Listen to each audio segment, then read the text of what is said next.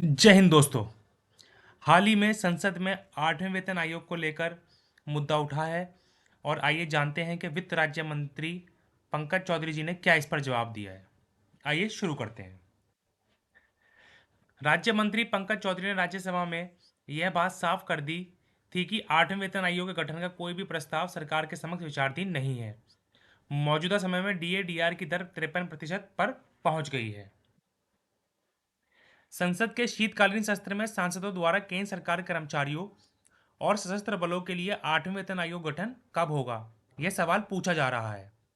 विभिन्न दलों के सांसद 8वें वेतन आयोग को लेकर प्रश्न पूछ चुके हैं। क्या सरकार 8वें सीपीसी का गठन नहीं करने के कारण केंद्र सरकार के कर्मचारियों में व्याप्त आक्रोश से अवगत है, तथा यदि हाँ तो इस पर सरकार की क्या प्रतिक्रिया है।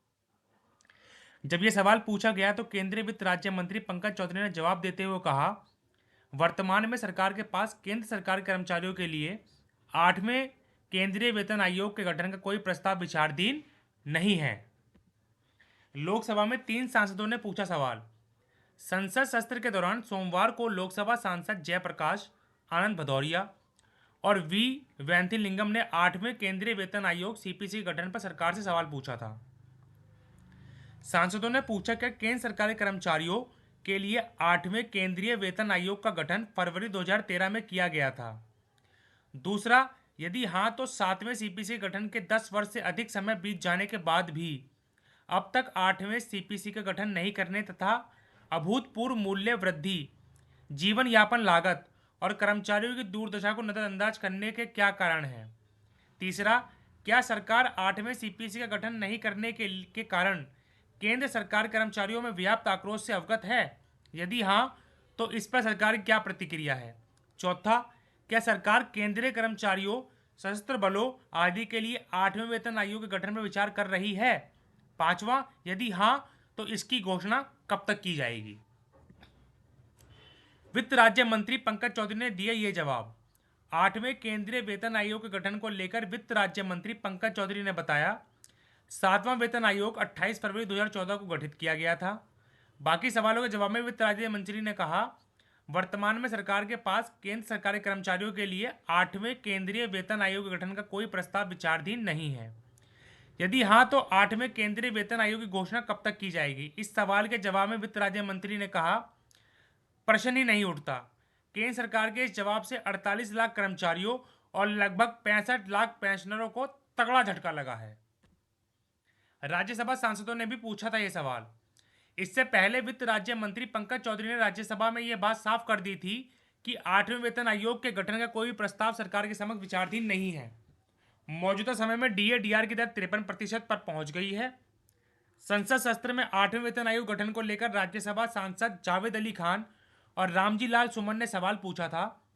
सांसदों ने जानना चाहा कि क्या सरकार 2025 के बजट के दौरान 8वें वेतन आयोग गठन को लेकर सक्रिय है। क्या सरकार की वित्तीय स्थिति कर्मचारियों के वेतनमान में वृद्धि करने की इजाजत नहीं दे रही। वित्त राज्य मंत्री पंकज चौधरी ने उक्त सवाल के जवाब में कहा था, सरकार के समक्ष ऐसा कोई प्रस्ताव विचाराधीन नहीं है। कर्मचारी संगठन सरकार से कर चुके हैं मांग।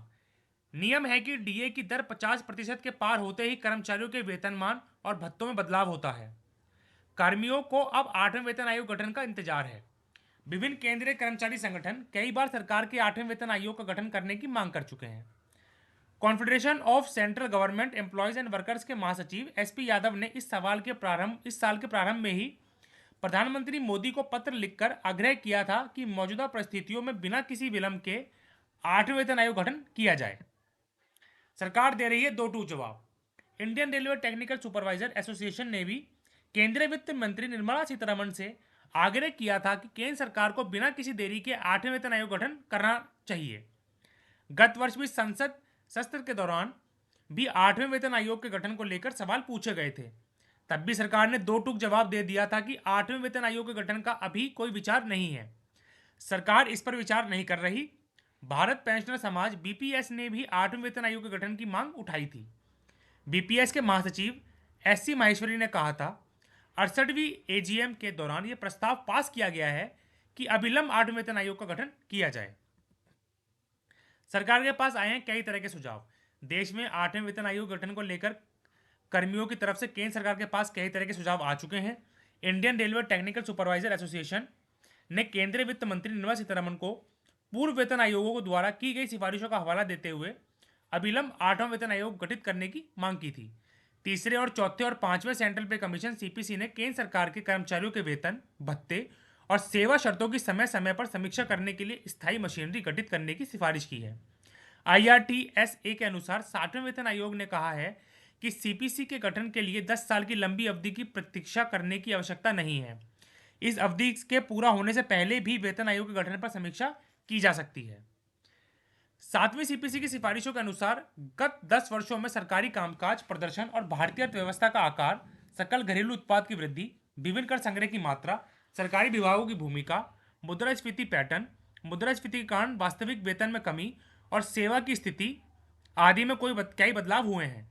सार्वजनिक उपयोगिताओं में निजी क्षेत्रों की भूमिका और उन पर सरकार का विनियमन, प्रत्येक विभाग में कर्मचारियों की संख्या, राष्ट्रीय पेंशन योजना के तहत कवर किए गए कर्मचारियों की संख्या, गरीबी में उल्लेखनीय कमी, कर्मचारियों और आम जनता के उपभोग पैटर्न में बदलाव आदि भी देखे गए हैं। स्टाफ साइड की राष्ट्रीय परिषद के सदस्य और अखिल भारतीय रक्षा कर्मचारी महासंघ के महासचिव सी श्री कुमार का कहना है, कर्मियों के डीए का आंकड़ा अब 53% हो गया है। अब केंद्र सरकार के समक्ष दमदार तरीके से 8वें वेतन आयोग गठन का प्रस्ताव रखा जाएगा। अखिल भारतीय राज्य सरकारी कर्मचारी महासंघ के राष्ट्रीय अध्यक्ष सुभाष लांबा के मुताबिक 8वें वेतन आयोग का गठन न होने से देश भर के 2 करोड़ सरकारी कर्मचारियों एवं पेंशनरों में भारी नाराजगी देखी जा रही है। कर्मचारी संगठनों ने केंद्र सरकार द्वारा 8वां वेतन आयोग गठित न करने के फैसले को अत्यंत दुर्भाग्यपूर्ण बताया है। भारत पेंशन समाज ने भी 8वें वेतन आयोग गठन की मांग उठाई है। बतौर सुभाष लांबा 48 लाख केंद्रीय कर्मचारियों और 65 लाख पेंशन भोगियों के लिए सरकार के एजेंडे में 8वां वेतन आयोग गठित करने की कोई योजना नहीं है। वित्त राज्य मंत्री के इस बयान से केंद्रीय एवं राज्य कर्मियों एवं पेंशनर्स को तगड़ा झटका लगा है। उनमें आक्रोश व्याप्त है। वेतन आयोग से देश के कर्मचारियों एवं पेंशनर्स को उनके वेतन, पेंशन और भत्तों में कुछ बढ़ोतरी होने की उम्मीद बनी रहती है। केंद्रीय कर्मचारियों, सशस्त्र बलों और राज्य सरकारी कर्मियों पर 8वें वेतन आयोग की सिफारिशों की जनवरी 2026 से लागू किया जाना प्रस्तावित है। तो फिलहाल यही अपडेट निकल कर आया है। जैसे ही 8वें वेतन आयोग को लेकर सरकार का कोई रुख साफ होता है, सरकार की तरफ से कोई आदेश जारी होता है, तो तुरंत इस चैनल के माध्यम से एक वीडियो बनाकर मैं आप लोगों तक उसकी जानकारी साझा कर दूंगा। वीडियो अच्छा लगा तो लाइक करिएगा, चैनल को सब्सक्राइब करिएगा। जय हिंद, जय भारत।